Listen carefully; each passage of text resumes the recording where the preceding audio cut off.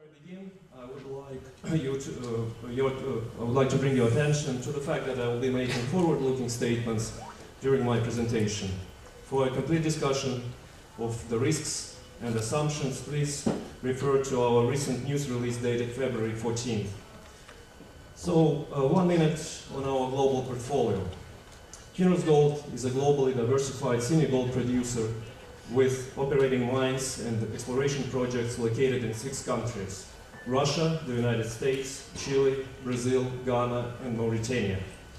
We employ more than 9,000 people worldwide. In 2018, we expect to produce 2.5 million gold equivalent ounces globally. Our operations in Russia account for 20% of Kinross' total output. Kinross has been working in Russia for 23 years, 10 of which in Chukotka. Since 1995, the company has invested in Russia more than $3.5 billion, including acquisition costs. We were successful in launching our operations in record 3 years, including required permitting and approvals. In early January this year, we have achieved another milestone at Kupol. Since 2008, we have produced more than 6 million ounces of gold. We also expect to produce 60 million ounces of silver by the end of this year. Kinross, next slide please. Kinross' main assets are located in one of the most remote and underexplored regions of Russia, above the Polar Circle. In the region that we at Kinross believe has vast mineral resource potential. Currently, Kinross holds 9 exploration and mining licenses, covering the total area of more than 2,000 square kilometers. 2 licenses out of 9 were acquired by Kinross through the so-called claim staking procedure introduced by the Ministry of Natural Resources of Russia in 2015. Next slide, please. Last year, in Russia, we produced 580,000 gold equivalent ounces, once again achieving the high end of regional production guidance and the low end of costs, with cost of sales of $521 per ounce. In 2018, we expect Kupol and Vinoy to produce 490,000 gold equivalent ounces. This is lower than in 2017 due to the declining grades per the mine plan. To offset the decline in production, we have intensified our exploration in the region. As a result of additional exploration works, last year we added more than 270,000 ounces of proven and probable reserves at our combined Kupol and Vinoy operations. For 2018, we have increased exploration budget in Russia to $18.5 million to continue exploration of high potential targets in the Kupol and Vinoy land packages. We also plan to continue exploring additional high potential targets in close proximity to our main assets. The exploration additions in 2017 allowed us to extend mill production at Kupol until the end of 2022. This is another 1-year extension at the high-grade, high-margin asset.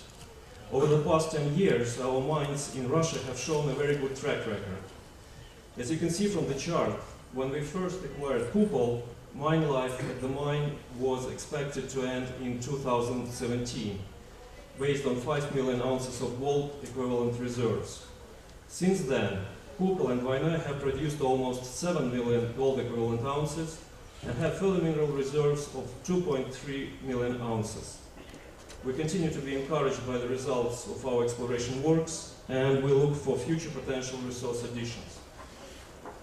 Alongside with our current operations, and as a result of our successful exploration works, we expect to launch a new mine located 4 kilometers east of Kupol at the gold-silver deposit called Moroshka. In 5 years, we have obtained all the required permits and approvals, completed construction of surface infrastructure at the site. This year, we plan to complete the development of twin declines at the mine. We expect to commence mining of high-grade ore at Moroshka in the second half of 2018, with or to be processed at the Kupol mill.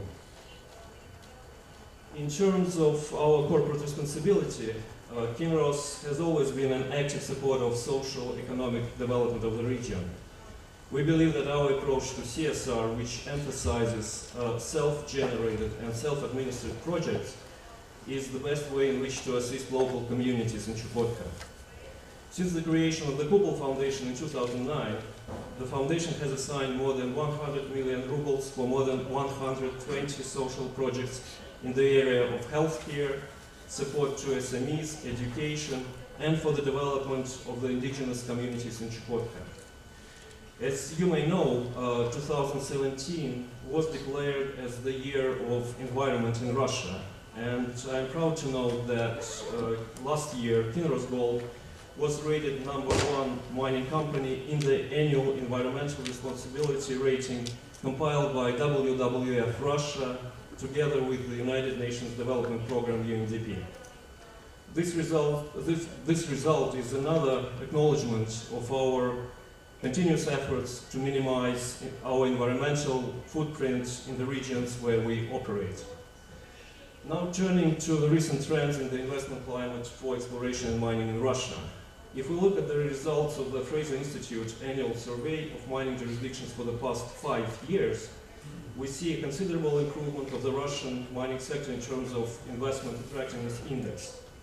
We believe that this result was possible due to the recent improvements in the Russian mining regulation and as well as due to a number of improvements and investment incentives introduced by the government. Investment attractiveness is further increased by the fact that Russia remains among the lowest all-in sustaining cost jurisdictions in the world, as was mentioned earlier today by Boris. Development of the Far East of Russia is a priority for the Russian government. Over the last 4 or 5 years, Chukotka, with the support of the federal government, has introduced a number of attractive tax and infrastructure development incentives. For example, Kinross, as a mining company, has already started applying mineral tax incentives under the Regional Investment Project Initiative for our Dvoynoye mine. We're also currently considering private-public partnership with the Chukotka government for road and power infrastructure development.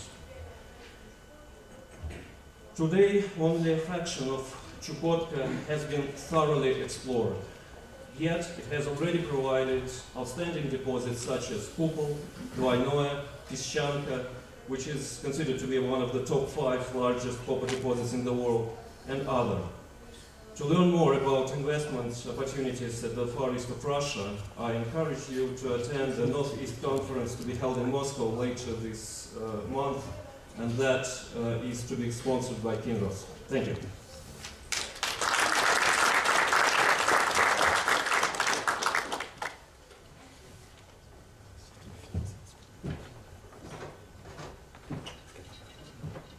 Okay, so thank you, Stanislav. Our next speaker is Mr. Chris Westall, who is a director and non-executive chairman for Silver Bear. So, okay. Chris, would you like to come up?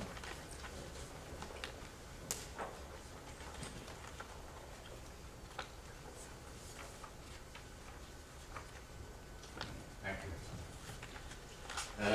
Stanislav has just told you about the experience of a major Kinross in Russia. I want to tell you about the experience of a much smaller company, Silver Bear, but I want you to think about Silver Bear as a future Kinross. I'm sure they've had our dimensions at one point. Silver Bear is a good story that's about to get better. The next slide, please. Well, you see the picture on the front of our open pit, but here are 4 things right off the bat to know about Silver Bear resources. First of all, we have stunning grades of silver. We got open pit silver at over 1,000 grams per ton. We had one trench that yielded nearly 6,000 grams per ton. That's $3,000 worth of silver in 1 ton of ore. So that's the first thing. I'll tell a bit more about the quality of our assets, but these are some of the highest grades of silver in the world. And we think that we are pioneering a new major silver production region. That's number one. Number two, we are just about finished commissioning our mine. We're within weeks and months of production. After 14 years, 10 years of which I've been on the board, we are about to be an overnight sensation. But this ship is on the horizon and coming home. Third thing is that we do have a very strong team, if I don't say so, both at the level of the board and at the level of management, and with respect to our major Russian shareholders. Both Sergei Kolesnikov of Terra and ultimately Mr. Mordashev of Inflection are our major shareholders. We've got an excellent CEO in Graham Hill with a proven record of mine construction and operation, and we've got good international financial and call it government relations on our board. So there's a strong team. And finally, we have an excellent prospect of finding more silver. Every time we look, we find more tens of millions of ounces of silver. As I say, this kind of grade doesn't occur in isolation. So we're looking not only at our very rich verticality deposit, but more broadly in our Mangazisi property, more broadly than that in Yakutia and beyond. So next slide.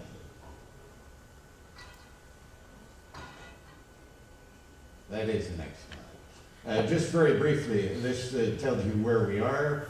We're in Yakutia. You should know about Yakutia that it is the largest non-national political jurisdiction on earth. It is twice the size of Quebec. It is 3 times the size of Ontario. It has a population of 800,000. There's a lot of room in Yakutia. We're 400 miles north of the capital, Yakutsk.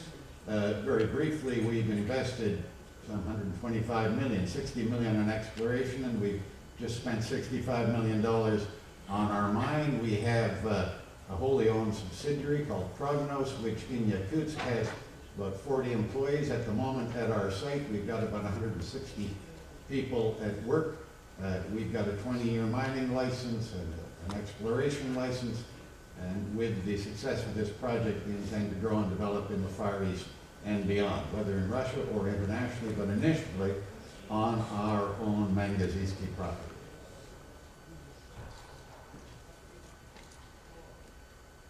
This is just a quick look at how our resources have been growing over the last 3 years.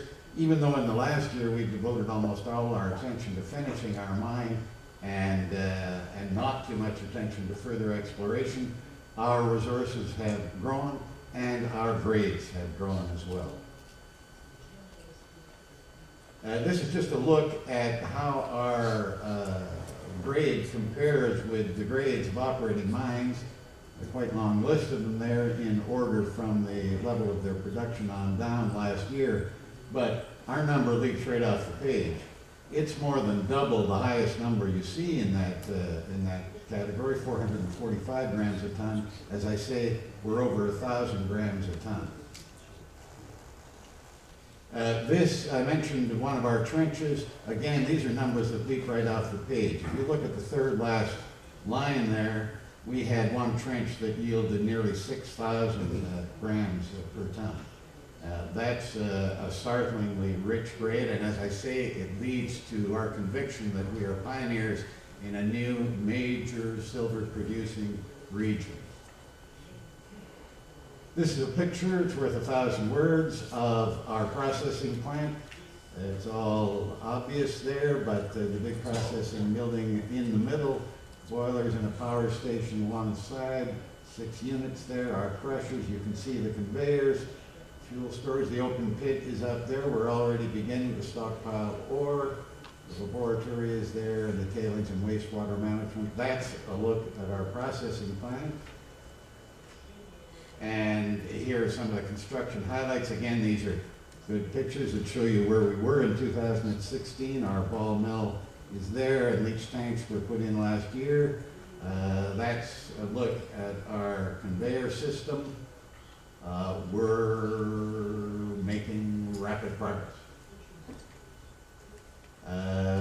Here is a look at our camp. You can see where we were with our original exploration camp only about 4 years ago. Now we've got fine quarters for our staff and for engineers and all the rest. It's a not bad place to be that far north.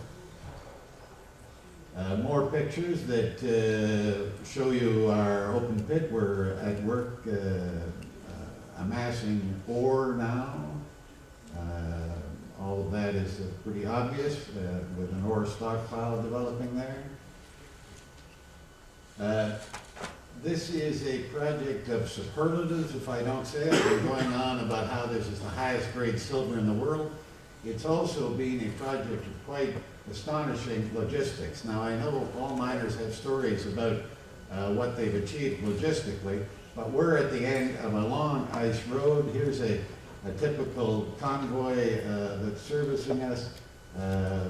That's the typical winter road, familiar to some of you, but there's half of our leach tank going up on one truck in the middle of the winter. That's the kind of transportation that we've been managing. Again, superlative. We have used the largest helicopter in the world, this big M16 that makes our trucks look like tinker toys.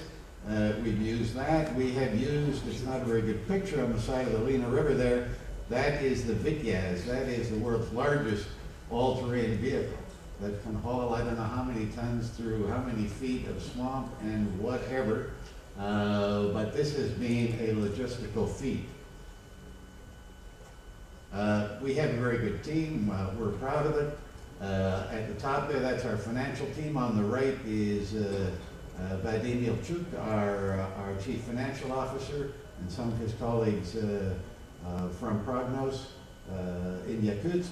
And we have a very good relationship with our major consultants, Tech, and a picture of their team at work. I mentioned the strength of our management. These are pictures of Graham Hill,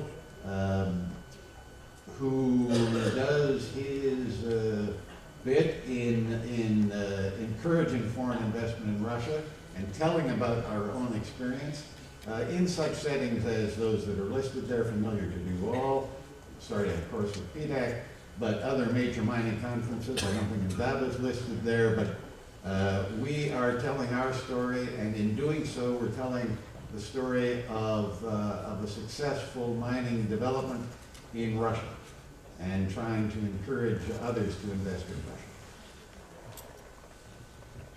We, as one would expect, value our relations with the local community. There aren't too many people near our site, but there are villages not too far away that we help. Those villages appreciate our helping sustain that winter road because it helps to supply them. And we do support local events. We sponsored a sporting event nearby, and we hire people from Sebyan Kul, which is the nearest community to our site.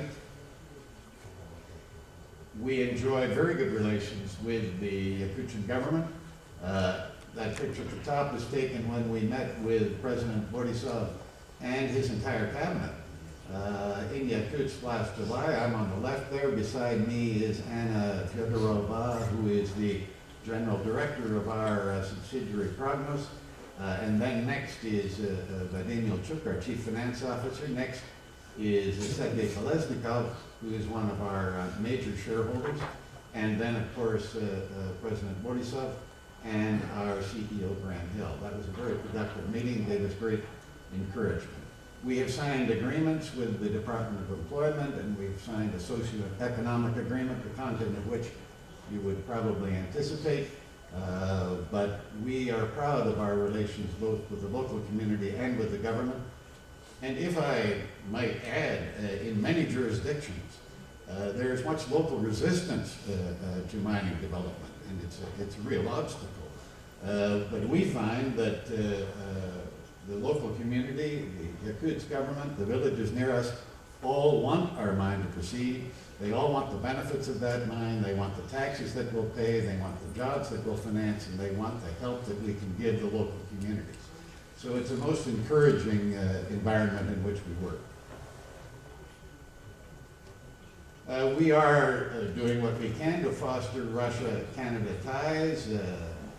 That tells of our investment in Russia, what we're doing to encourage an investment in Russia, how we try to dispel the perceived risk of investing in Russia. And I did note what was said by the Deputy Minister in answer to the question, well, what do you tell people who think that if they have any success in Russia, it's suddenly going to be expropriated, asking for one example of such an abuse. Our pitch is that mining is an old and well-established industry in Russia. It's well regulated. In some ways, it's better regulated and more strictly regulated with respect to the environment we've found than in many other jurisdictions, that there has long been a role for foreign capital, and that these projects work. So that is a contribution by way of an example of mutually beneficial cooperation between Russians and Canadians, between foreign investors and Russian authorities.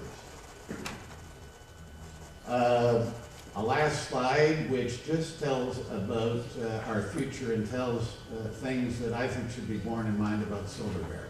First of all, our model is proven, at least is being proven as we speak. It works. It's a publicly traded company. They're rather unusual that are investing in Russia. It offers a chance to invest in Russian mining of prime deposits. We have an excellent deposit. And we're working alongside major, proven, able Russian partners. So check, check, check in terms of our accountability as a publicly traded company, our capabilities in Russia working with such good partners. And those active shareholders are behind our intention, after we finish this first mine, first things first, to expand through acquisition or merger, and, as I mentioned, the further development of our own large Mangazeski property. So, in sum, Silver Bear is a potent combination of public accountability, publicly traded company, proven direction and management, prime assets, competent and committed major shareholders, and excellent government and community relations. We think our opportunities are compelling, and we think our future is bright and full of promise. And we are proud that in the face of this new Cold War that we're waging, and in the face of, I think, kind of hysteria with McCarthy-esque dimensions that has seized much of our media, in the face of all that, I think Silver Bear is an example of a good news story that is about to get better. Thank you for that.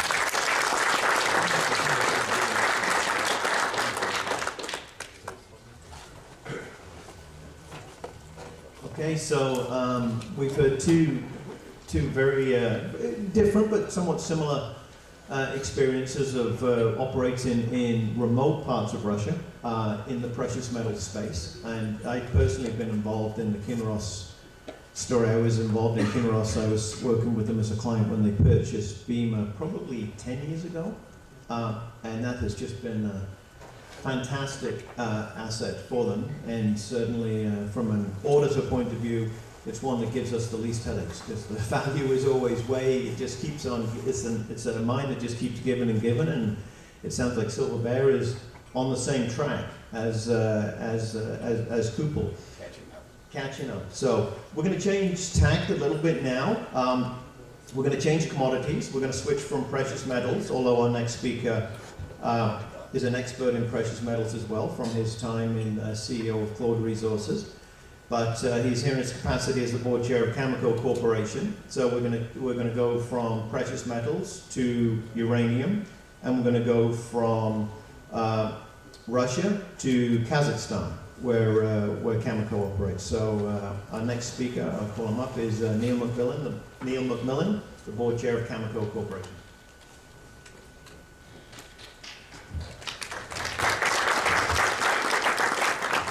Thank you very much, Lee, and good morning, everyone.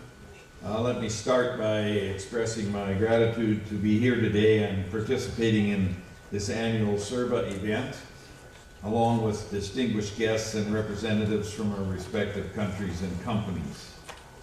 For more than 15 years, this event has provided a great platform for companies and experts to come together to share knowledge and experiences in business in Eurasian markets. Now, for those of you that don't know me, as Lee said, I'm Cameco's chairman of the board, although I'm sad to say that I will be leaving this post in a couple of months' time.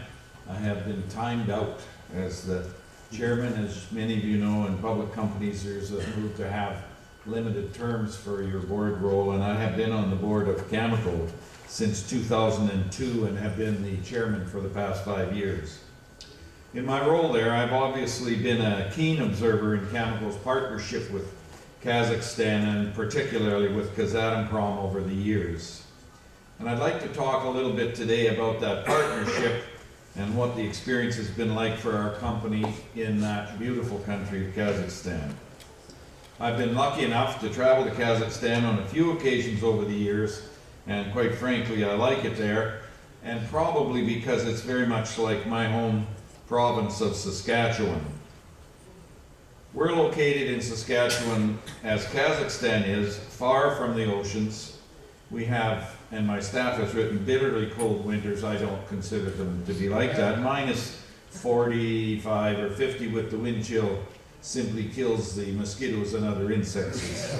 And I grew up on a cattle ranch feeding cows outside in that weather, so I'm quite familiar with the climate and love it. But we do have most beautiful and warm summers, as they do in Kazakhstan.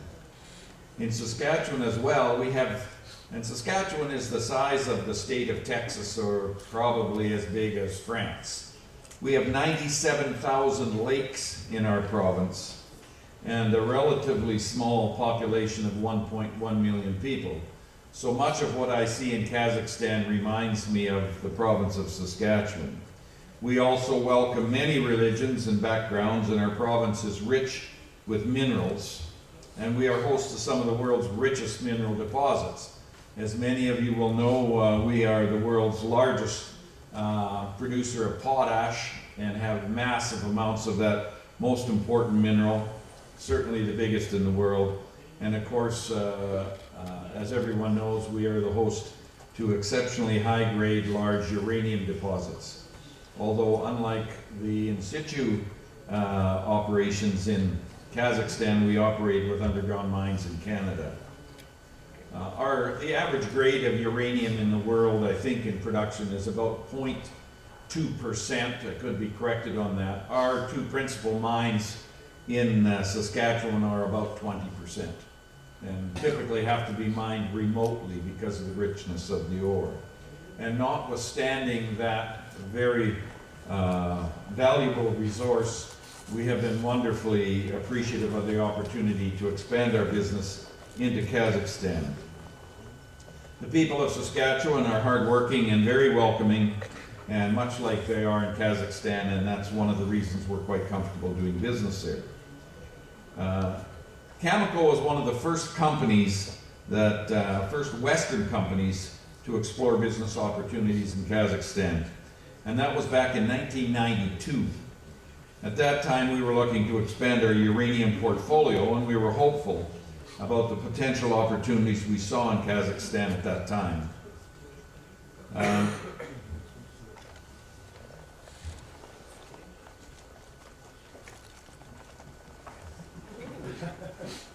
Catherine, are you there? Catherine, change the slide. Oh, well, somebody changed the slide. There we go. I don't think we could have ever have imagined what a wonderful partnership our relationship with Kazakhstan would develop into, and how much it would come to mean to Cameco. By 1994, we completed a mutually beneficial investment and marketing agreement that committed Cameco to help Kazakh uranium flow to Western markets. That early relationship then paved the way for our most important partnership in the region, the Inkai joint venture. After all of the necessary feasibility and technical studies were completed, in 2004, Cameco announced that we would develop the Inkai uranium deposit in tandem with the Kazakh government of the time. From there, years of teamwork and collaboration culminated in a historic day in 2009 when production at Inkai commenced, with commissioning of the main processing plant following in 2010. Since then, Inkai has been a top source of uranium production, and one that we've had the pleasure of watching produce consistently, and I might add with a fantastic safety record, which is critically important to our operation as well. Our companies and countries have continued to discuss further opportunities over the past decade, but I believe the most important official agreement for us came in May of 2016 at the Foreign Investors Council. Cameco's CEO, Tim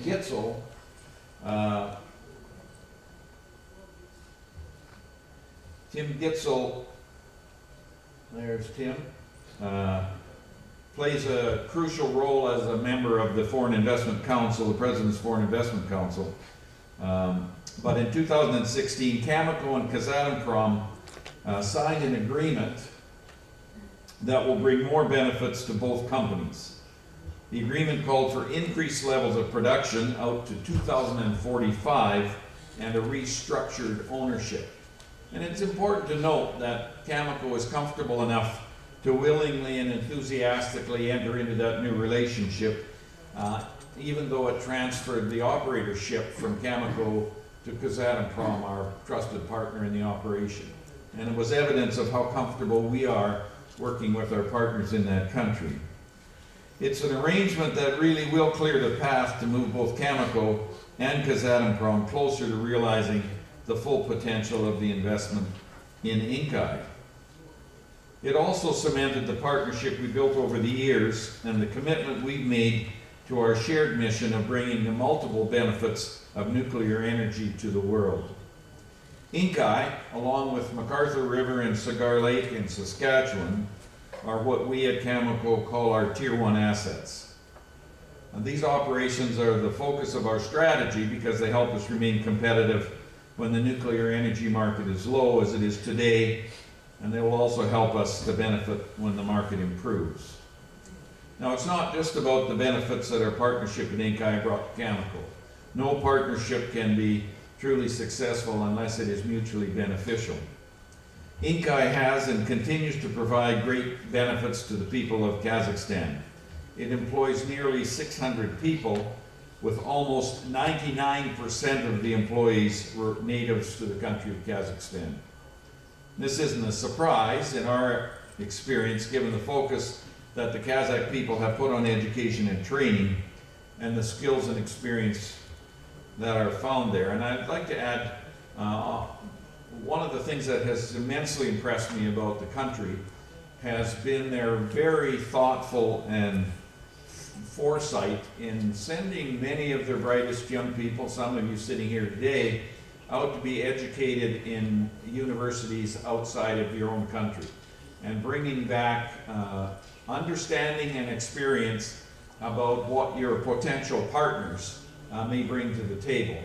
We find that in Cameco to be a really significant benefit to our relationship there. We've made wonderful friends with people in Kazakhstan. Our partner right now at Kazatomprom, the CEO there, Galim Pirmatov, is a friend of ours, as well as a business partner, as was his predecessor, Askar Zunugiliev, if I can say that properly.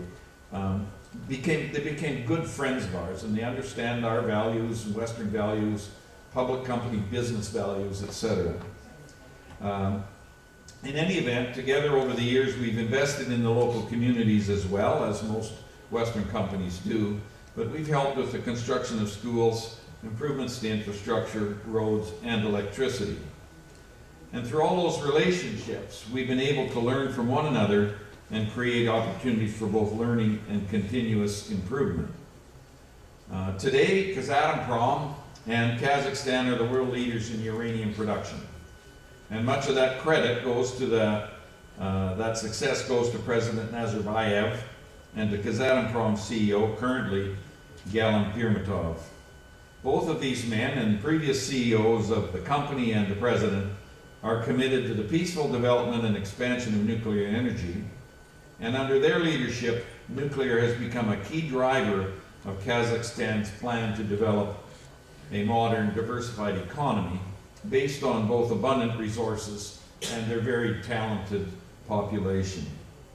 And they also understand that the benefits of industry partnerships like ours can't be realized without that foundation of mutual trust and cooperation that I've talked about, that exists between nations and particularly business to business. That's why organizations like the Foreign Investment Council, which Tim Gitzel sits on, and the Kazakh Canada Business Council, KCBC, are important to all of us. When we helped create KCBC in 2016, our goal was really to develop relationships between Canadian and Kazakh businesses, not just in uranium, so that we could find ways to strengthen cooperation and bilateral trade between our countries. After over 25 years of doing business in Kazakhstan, we saw the importance of providing an annual forum where issues important to both Canadian and Kazakh businesses could be discussed and brought to the attention of government decision makers. And that's also why conferences like the CERBA conference are providing the opportunities to do that as well. Since the early 90s, Cameco has seen Kazakhstan make considerable effort to remove red tape for foreign investments, which has helped encourage investment, particularly in its rich natural resource industries. Those efforts allowed Cameco to confidently invest over $400 million at Inkai. A real credit to Kazakhstan's work to create a strong and open investment climate. Cameco Kazakhstan, which is in itself, in a way, separate from Inkai, our Inkai operation, was also established to both represent Cameco's interests in Kazakhstan and to provide a corporate structure through which other investments could be made in the country, and again is a testament to our level of confidence about our potential business relationships going forward. That office is located in Astana, the capital of Kazakhstan, and our president, Daryl Clark, is here with us today. Thank you, Daryl, for raising your hand. It's located in Astana, the capital of Kazakhstan. And Cameco Kazakhstan has also developed a corporate social responsibility program and recently launched 2 significant projects in the country. Excuse me. The first was a partnership with us at Kazatomprom in the Nuclear Energy Pavilion at Expo 2017 in Astana. It was one of the most ambitious CSR programs Cameco has undertaken in its history, and I was lucky enough to be there for the grand opening. It was a very impressive pavilion and something that made Cameco very proud, not just to be part of the nuclear industry, but to stand together with friends and colleagues from many different countries with the common goal of ensuring that nuclear energy has its rightful place in the world's energy mix. Secondly, and the reason for this particular slide, we also partnered with the Canadian Embassy and the Kazakh people to bring the Canada 150 Heritage Cup hockey tournament to Astana in May of 2017. This year is Canada's 150th anniversary since it became a country, and we used that opportunity to focus a fundraising hockey tournament in Kazakhstan, in Astana, in May. This charity endeavor raised money for youth to play hockey in Kazakhstan.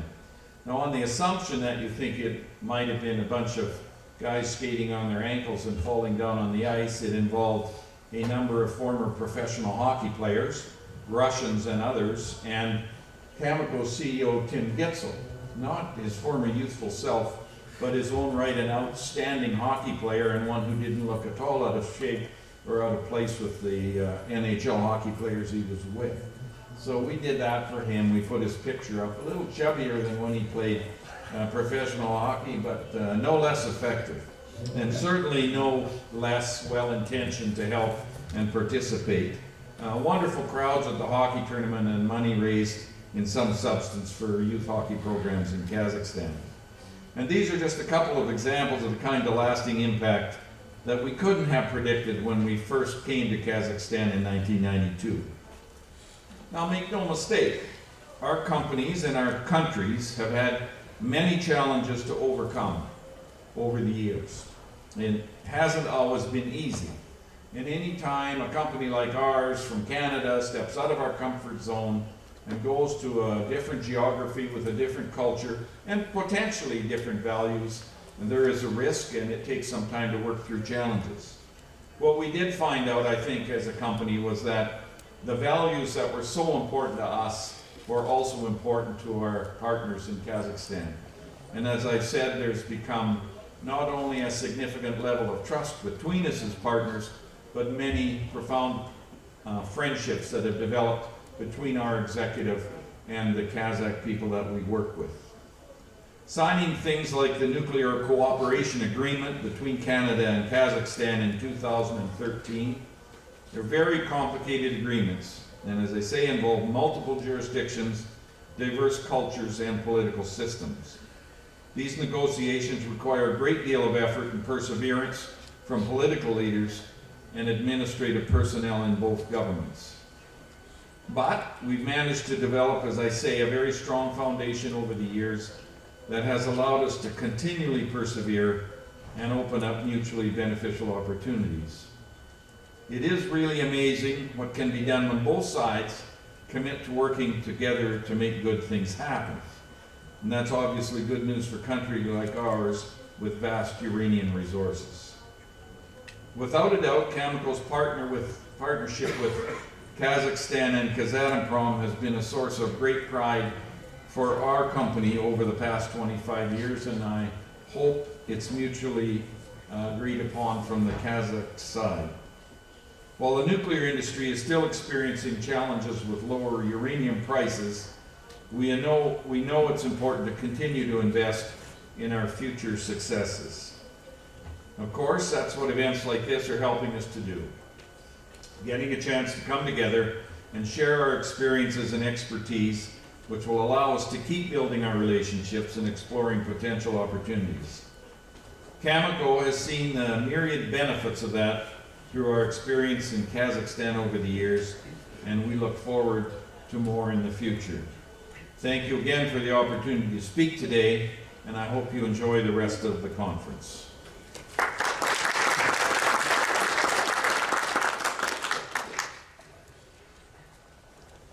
Thank you, Neil. I worked on Cameco for 5 years until I got timed out as well. And hearing Neil talking about the Saskatoon and Saskatchewan winters brought to mind a Facebook post that I saw last week that this audience might appreciate. You would know that last week most of Western Europe was hit by severe winter storms. So there was a Facebook post which was and pictures of four cities, and it said in England, in the UK they're calling it the Beast from the East. In Stockholm they call it the Winter Boom. In Holland they're calling it the Siberian Storm, and in Moscow they called it Wednesday. So and it's pretty similar in Saskatoon. Our next speaker needs no introduction. He was here this morning as the moderator for this morning's session. Lou Nomorowski, who is a non-executive director at Amur Minerals Corporation, Euromax Resources, and Trans-Siberian Gold. But I think here to speak about Amur, right? So, Lou, please. Thank you very much, Lee. Hello, everyone, again. I'm honored to be able to present one of the companies on whose board I sit, Amur Minerals Corporation. Some of you may remember that last year our chairman, Bob Schaefer, made the presentation, and I'm here to provide an update, and as we like to say at Amur, to make the case for our project and for the prospects that we see. I'm really pleased that we're able to talk about different commodities. I think that's very relevant. We saw how well endowed Russia is and the region at large. And nickel obviously is a major component of the Russian mineral endowment. And also to show how the experience of our company compares and contrasts with major gold producers, other development companies, and Silver Bear is someone about to enter production. We're not quite there yet, even though we've been at it for about the same length of time. I will be making forward-looking statements. This is the print is made very, very small, so you won't bother to read it. But if you have any doubts about what I might say, please go to our website.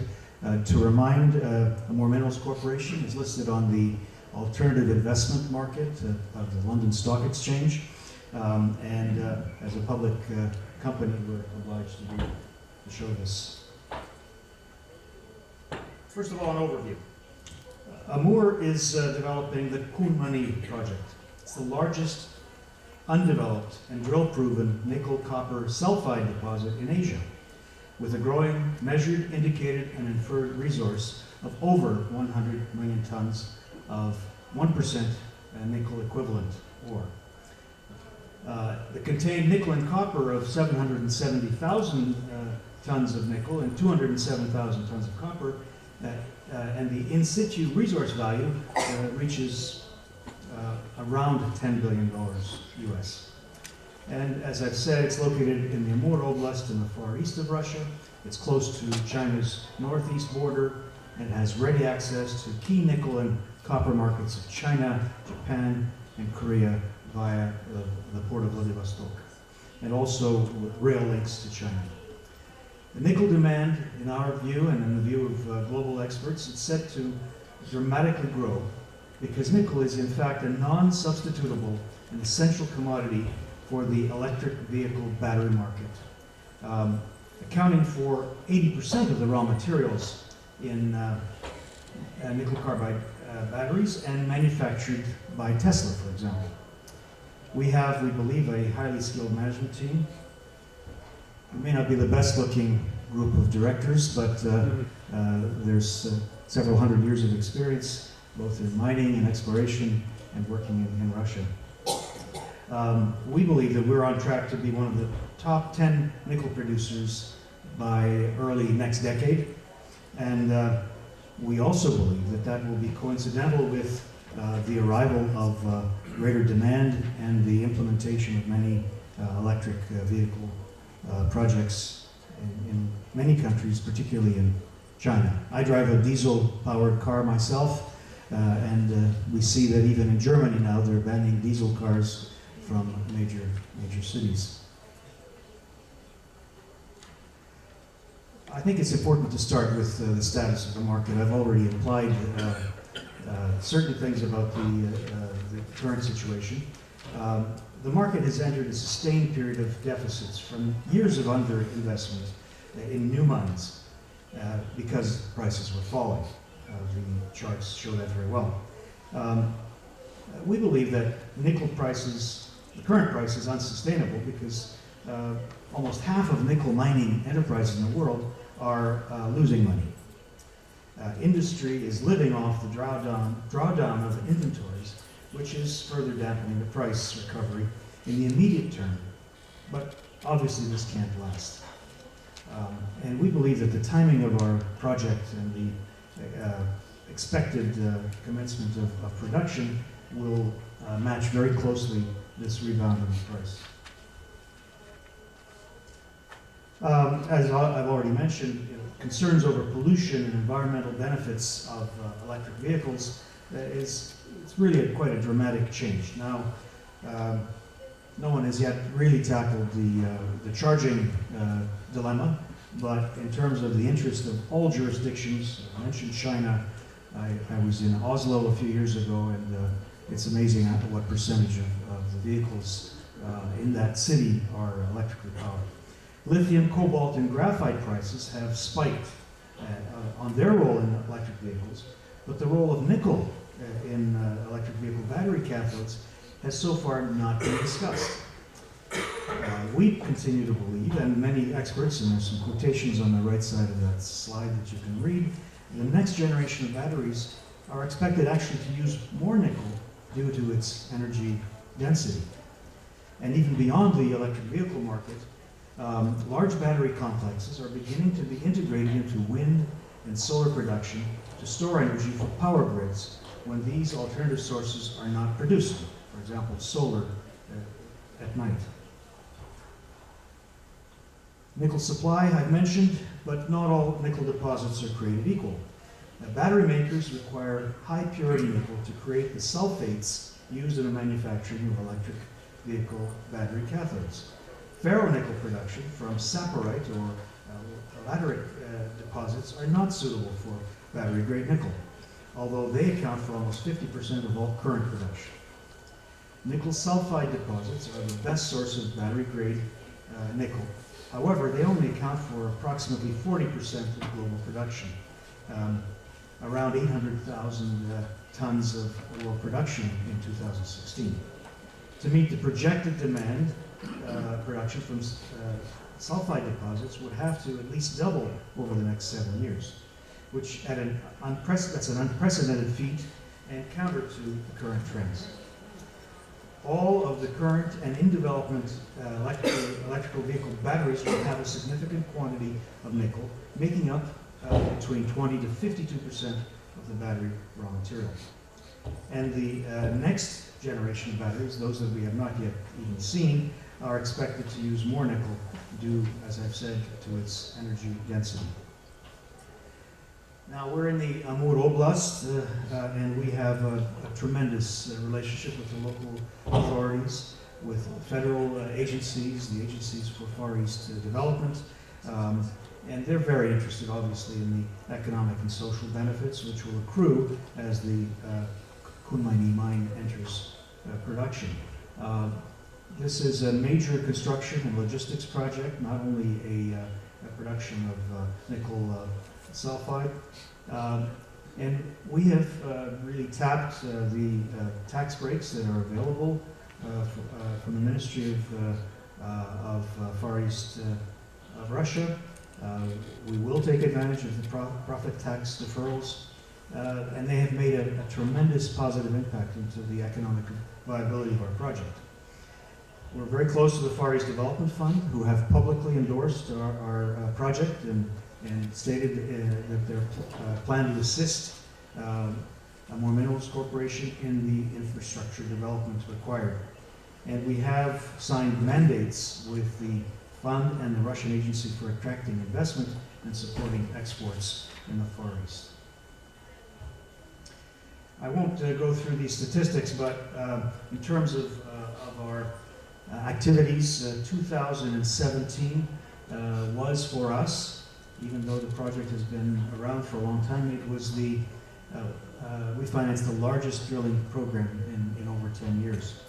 And we expect to issue an update for the Mineral Resource Endowment fairly soon.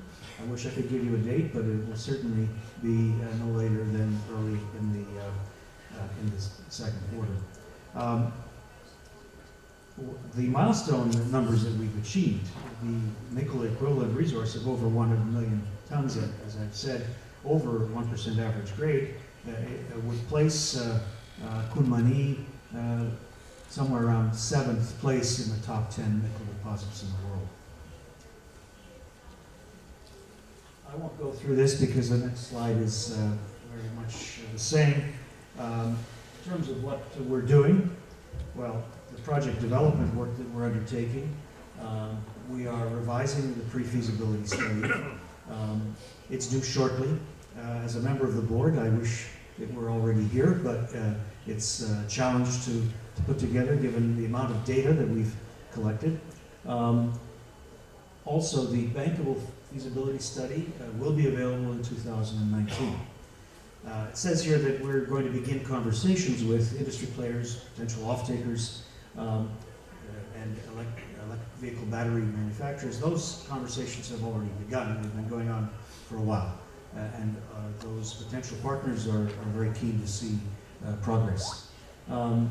We also have an extensive network of international financing sources, both debt and equity, and we believe that there is, as they've demonstrated to us, a significant appetite to finance the project construction. Finally, as I've stated before, we expect the project to come online when prices recover and when much more development in electric vehicle production has occurred. And this is the concluding slide. And I think at the risk of repeating myself, I'll have to say that starting from the commodity, the principal commodity that we will be mining, nickel is the major component of electric vehicle batteries. The price will rebound. We're quite confident, and all of the analysts are predicting the same.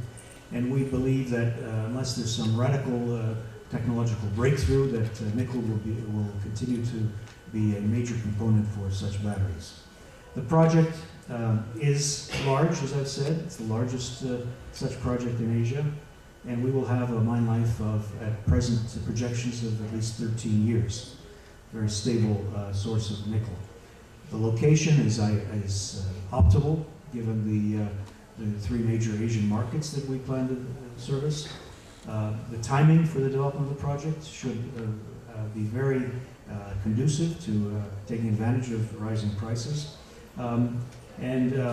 This will be a sustainable nickel supply for many years for the various clients, customers that we're going to have. But most importantly, and I think very similar to what we've heard from Kinross, from Silver Bear, what is keeping those of us involved with the project going is the tremendous degree of support and cooperation that we experience, continue to experience. Local politicians, local regulators are very patient. These projects, such large capital infrastructure projects, require a long time to develop. It doesn't matter whether you're doing it in Russia or whether you're doing similar projects in Canada. In fact, I remember at one of these conferences a number of years ago, someone who had been working in British Columbia, I think it might have been even someone who was advising Silver Bear, saying that a project he started 25 years previously had just been approved in British Columbia, whereas, as you heard even from Stanislav, Kinross was able to permit Kupol within 3 years, and Vainoya also within 3 years. So I think the general tone, continuation of what we discussed this morning, it is a very good jurisdiction in which to work. And if only the politicians would do what we'd like them to do, we could move more quickly, but being that as it may, we will persevere. Thanks for your attention.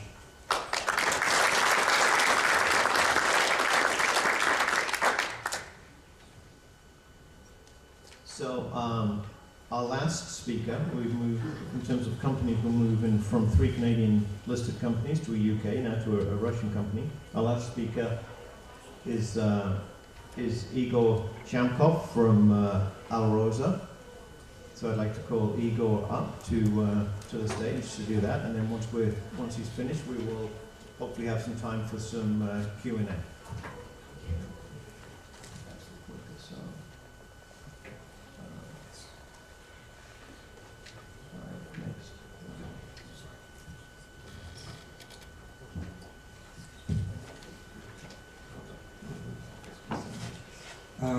Dear ladies and gentlemen, thank you for the opportunity to express my presentation.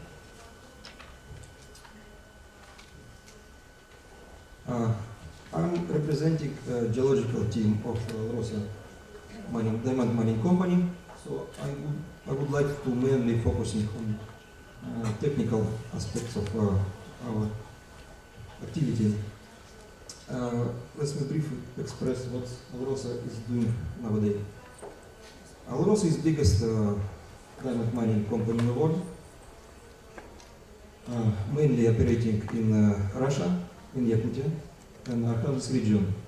But also we are very well established in Angola with joint venture partners.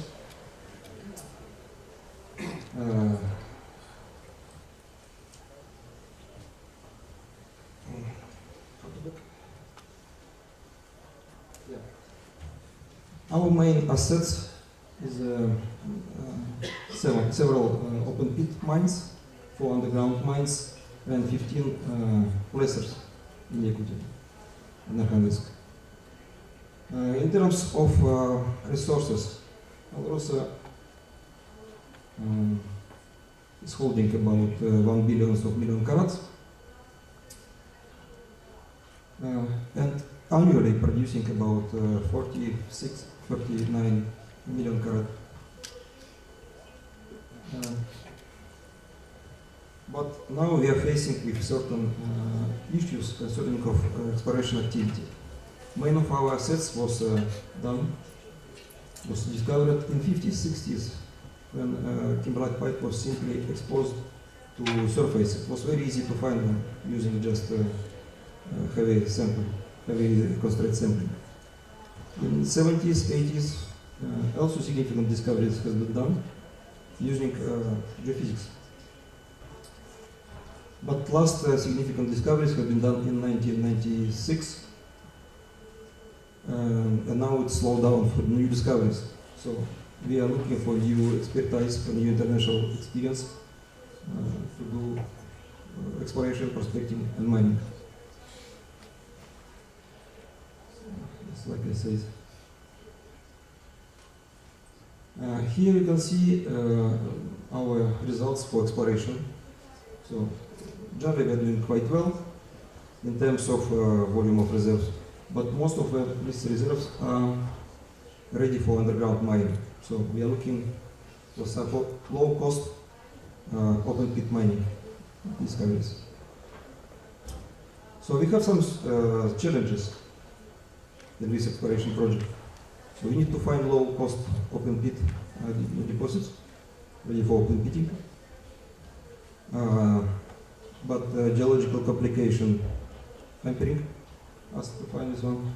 So now main exploration method is drilling by grid, which is quite slow, expensive, and not very successful. During 2017, we have certain issues which is significantly changes our reserve statement. Negative, it's mere underground mine accident. And positive, it's construction all-season road up to Верхний Munskaya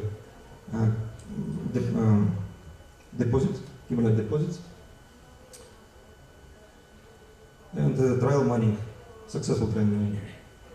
So negative impact. In August 2017, it was breakdown, breakthrough has been happened from bottom of open pit up to underground mining. This is quite big asset. It's about 10% of our reserves. So now it's covered by water, so it's closed. And we are looking for reconstruction, looking for international experience, how to develop and reconstruct this mine. Positive impact. Верхний Munskaya deposit was known from 50s, but in this time it was concerned like low price and not very interesting just because of heavy logistics. But nowadays, we maintain all-season road, 170 kilometers. Diamond grade is quite okay, and price also not bad. And we transport ore just straight from mine to milling facility, 170 kilometers with truck trains, 92 tons capacity. And government was supply us with money for build this road. Okay, and now what we are looking for collaboration with Canadian or international mining community in case of our exploration and prospecting activity. Drilling rigs, drilling technology, advanced drilling technologies, smart geophysics techniques, computer technologies, studies of macro diamonds, as well as technology for safe recovery of big diamonds, scientific studies, and probably looking into assets of Canadian junior company in Canada and Africa. A bit technical details, but we are successfully using Canadian Portland gear core rigging, and we are looking for more sophisticated technologies like combination drilling, RC, and then sonic drilling. We try to implement new technologies for wide diameter drilling, for core and RC drilling. This technology quite successful, implemented in Canadian diamond mines, Diavik and Dekati. Also, we'd like to implement technology for hydraulic borehole mining, which quite successfully using in, for example, Canada, Saskatchewan uranium bearing sands. Also, we are looking for implement of this sophisticated technology, hydraulic borehole mining, to working out root zone of kimberlites, which is now covered by lakes. Of course, we are very interesting to use Canadian technology for airborne geophysics. And now we are successfully working with geotech, with our companies. Also, we are actively using computer technology for data processing.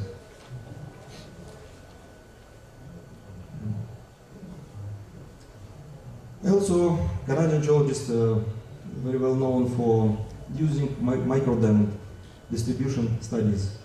So using distribution microdiamond, you can evaluate kimberlites for economically significant diamonds. And one more things, many Canadian companies, like Lucara Diamonds and our companies, they're using sophisticated technology how to recognize presence of big diamonds in kimberlite pipes. So every flow grade of diamond, it could be economically significant just because of high price of these big diamonds. So it's possible to evaluate certain kimberlite pipe iniquity known from 50s, and it could be quite economically significant deposits. So this technology actively implemented in the Canadian and African international experience. And now we have collaboration with international and Canadian mining industries, common scientific studies and publication. Thank you for your attention.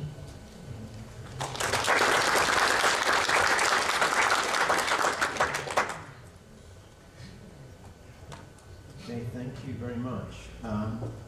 So we've got about 10 minutes. We've got a hard stop at noon. So what I was going to do is maybe ask the panel some questions first and foremost. I mean, I think it's a very interesting panel. We have precious metals, we have uranium, we have base metals, we have diamonds, we have junior companies, large companies, all of which have had some tremendous success operating, and hopefully many more years of success ahead of them operating in Russia and Eurasia.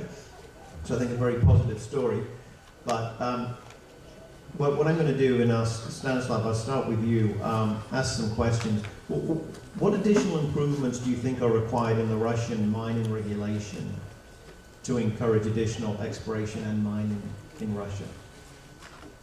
Well, thank you for that question. I think we have touched upon those topics already in the morning. First of all, I would like to acknowledge that the Ministry of Natural Resources and Rosneft have already introduced quite a number of incentives and improvements in the Russian subsoil regulation. But at the same time, I think that expansion of the claim staking procedure for P1, P2 resources, especially for the remote, underexplored regions of Russia would be of benefit for the subsoil users and for the industry and for the encouragement of the exploration and mining in that region. Secondly, I would mention probably fast-track access to geological surveying for private companies and the expense of private companies. I think this will also encourage exploration. And thirdly, this is the proposal that, it's our long-standing proposal, is to raise the 50-ton threshold for gold. I would like to recall that actually Kinross was the first foreign investor to receive approval for 100% ownership of strategic assets in Russia, and that happened actually twice, in 2010 and in 2011, for Dvaynoye and for Kupol. What I think happens here is that there is a perception that threshold creates unfavorable environment, and especially this perception is created among junior companies. And we know that junior companies are a locomotive for the mining industry. So I think by raising the threshold, we can send a positive signal to the foreign junior mining companies, and by that to encourage exploration. Okay, thank you. We'll take a question. I have a small question. We'll take a question from the phone. Okay. Hi, Kamil Kabzi, mining engineer. My question is for junior companies working in Russia, and there's two of them here. Straightforward, I want to know how you overcome the existing financial sanctions for financing the exploration and development phases of your project. Well, is that on? Just very briefly, we have found that the sanctions have not affected our business dramatically. They did they did oblige us to make some changes in our banking arrangements, but we didn't find those very difficult to make. So, in short, the sanctions have not had a great impact on us. The impact has been minor, and we've been able to adjust to it. And read. Strictly speaking, the sanctions have not affected Amur Minerals Corporation. What is a greater constraint is the perception of political risk. In terms of these long lead time projects, in our case, there's road construction, railway spurs to be built, and these have to be built in sequence so that when your mill is ready and the mine is operating, you can actually get the ore to market. So the real problem is getting sufficient financing in the proper sequence and in the amounts that we need. And it is a challenge, there's no doubt about it. I was in London meeting with some of the retail investors at our annual general meeting last year, and retail investors cannot help to, by themselves, fund such large projects. You really need institutional investors, and you need pension funds globally, and you need them to understand, as well as we understand, the real prospects and opportunities on an operational level. There is, as I said this morning, the bigger constraint is that people, there's this perception of political risk which is not frankly justified, but perception is reality in the investment business, sadly. So that's a bigger challenge, and I'm not sure it's going to get better in the short term, but there are other ways, and all junior or development companies are in need of financing, depending on how quickly they spend money on drilling programs, engineering and design, etc. And there are, sadly, restricted sources of that kind of funding. And it's not coming from Toronto or New York, as I said this morning. It's coming from other places where investors family offices, people that are less risk averse and that have a much longer lead time. And so that kind of financing is available, but it's not pure equity. But thankfully, banks that we deal with have not really restricted the flow of funds. We also haven't financed anything with the sanctioned banks in Russia, and that is potentially an impediment. The codification of the administrative sanctions that the previous presidential administration in the U.S. Started and was finished in January. That again affects confidence and it affects perceptions of risk. And I can imagine that if any projects, whether they're mining or anything else, we saw just last week where ExxonMobil has ceased its cooperation with Rosneft because of the codification of these sanctions.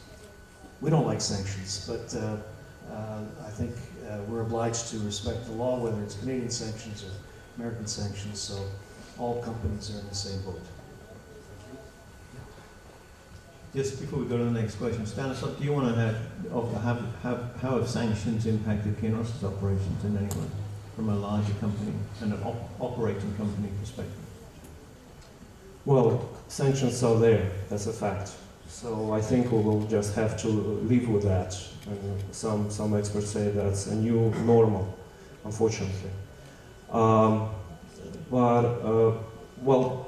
that and also they don't make our life easier, that's for sure. We constantly monitor the legislation related to sanctions in Canada, in the United States, in the European Union, to ensure that Kinross and its subsidiaries are in full compliance with the regulations. But what I would like to mention is that we have been working in Russia for more than 20 years, and our mines in Russia operate in accordance with plan. So really, I don't see that we have any effect of sanctions on our operations in Russia. Okay, thank you. If I might just add to that, it's true that sanctions have limited direct effects on our operation. You might have to change Speak into the microphone. You might have to change your banking, as we've mentioned, and for larger companies, the impacts may be more diverse. But of course, the general impact on perceived risk and on the availability of capital for investment in Russia is quite profound. Just stop and think for a moment of what we're missing. Toronto prides itself on being the international center of finance for natural resource and mining development. PDAC is testament to that. The largest storehouse, treasure chest of natural resources in the world is Russian. And yet Toronto is not providing capital for Russia. That's the larger effect of sanctions and the general perception of Russia. So of course, the impact of sanctions at that level is quite profound. At the level of the operations for those companies that have proven it's possible to do good, mutually beneficial business in Russia, one can live with sanctions. They're not welcome, but one can live with them. That's not to deny their larger, profound effect. Very good point. Very good point. Yeah. Hi, Arthur Polyakov, Chairman of the Miners Forum Committee. One question for the whole panel and also an invitation. So the question is, to do mining you need to have miners, and as you already mentioned at the previous session, a younger generation of miners is required.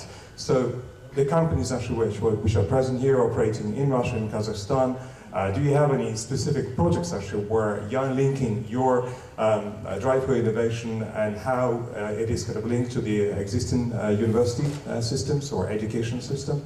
If you could just maybe kind of give an example and an invitation for, again, the companies to join our events in Kazakhstan in April and in Moscow in October. We will be organizing a Mine Tech competition to connect the universities, mining universities and their research to existing mining challenges in the industry. So if you'd actually like to participate in this, we already signed up and 5 universities in Kazakhstan and talking about 10 universities in Russia. So feel free to talk to me, but we're just going to give you examples of how you work with the new generation of miners and specifically how you're addressing these technology issues where, kind of pointed out by Rosa. To succeed, you need to have innovative technologies and reduce, to reduce the cost and so on and so forth. For example, please. Thank you.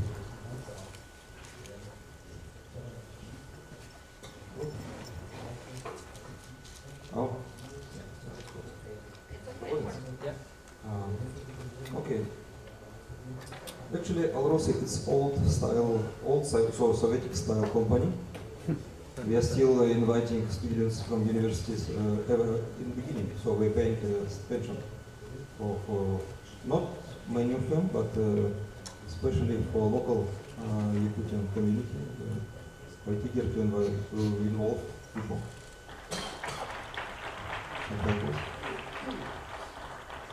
Does anyone else have any comment? I don't think that's a unique issue to Russia in any way. I think it's an issue across the global mining industry in terms of where the next generation of qualified miners is going to come from. I don't know if anyone on the panel has anything else to add. I don't have much to add. A company our size hasn't yet been able to consider those larger industry-wide questions, but I have been pleased to learn about the emphasis in Yakutian education institutions on mining and the training of Yakutians in mining. And I do hope that in planning your event in Kazakhstan next year, is it, or this year, that you are in touch with schools in Yakutia. And if you're not, we can certainly help you be in touch with them. And we would encourage them, and we will pay attention to that in years to come, working with the Yakutian government and naturally its schools. Okay, I'm very cognizant of the time, and we are, so I'm going to take one more question. I think you're right. Oh, comment. So we will close with a comment here. I know it's PDAC and everyone's very busy and undoubtedly got luncheons and other functions to get away to. Это больше комментарий и идея. Заодно делимся опытом. У нас на сегодняшний день примерно 2500 детей учатся в так называемых детско-юношеских школах геологов. Мы 2500. И это количество растет постоянно. Мы раз в 2 года проводим олимпиады. Последняя олимпиада проходила в Кемерово, она была международной. В ней принимал участие Узбекистан, Казахстан, Россия. И мы планируем расширять эту деятельность международную. Но что самое главное для нас, вот из этих детей, мы сейчас договариваемся с университетами, чтобы наиболее талантливых из них, победителей олимпиад, брали университеты бесплатно вне конкурсов. Но у нас уже есть статистика за 10 лет. Эти ребятишки из школы юного геолога, они на 80% остаются в компаниях, в бизнесе. Те, которые приходят в университет и кончают его, мы знаем, что 80% уходят в СНГ, даже больше.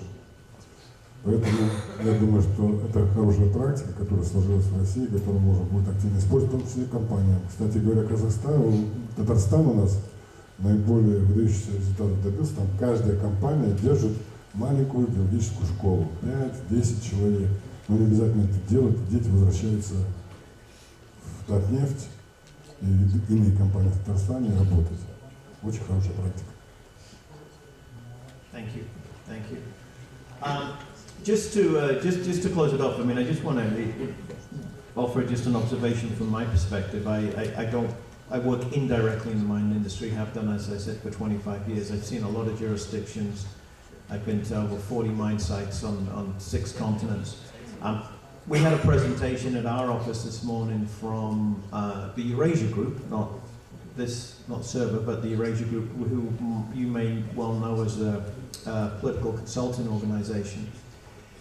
And they were focused very much on the risks that mining companies are facing. And they had a slide at the end, and they listed the two major risks going forward in the global mining industry was resource nationalism, and there were 5 countries listed, all of them in Africa. They said the next biggest risk was social and environmental issues and how they were evolving. And they listed 5 different countries, all of whom were in Latin America.